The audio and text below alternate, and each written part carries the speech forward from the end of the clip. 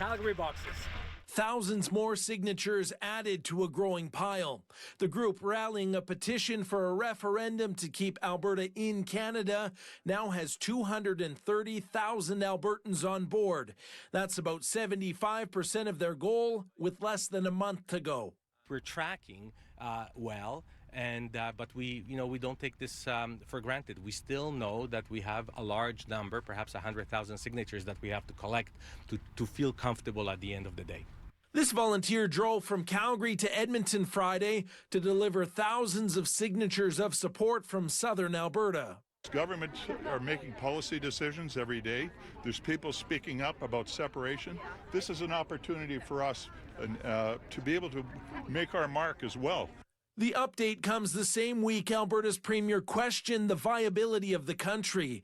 Danielle Smith is using $14 million tax dollars to propose a new pipeline through northern BC, but it has already been met with opposition from that province's premier and First Nations on the coast. This is a test of whether Canada works as a country.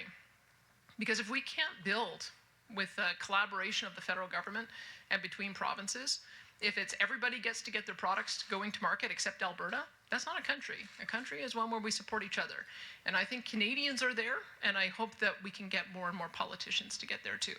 The Premier's comments not sitting well here. Well, you know what? Canada works very well. I just wish that our Premier worked more for Canada and for Alberta. This political scientist notes Smith has generally shifted her tone in recent weeks to speaking positively about Canada to some audiences, but still blasting the feds in other forums. In her press conferences around pipelines and her discussion of Carney, she tends to be quite optimistic. I think those were more throwaway lines. Then you watch her in the Alberta Next panel, and it's just Ottawa bash, Ottawa bash, Ottawa bash. So who is the real Danielle Smith? Canadians should have a clearer picture of that come Grey Cup. That's the Premier's new deadline for positive developments on pipelines and laws she says are terrible for oil and gas.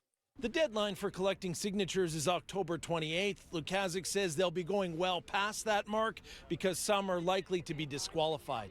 From Edmonton, Sean Amato, City News.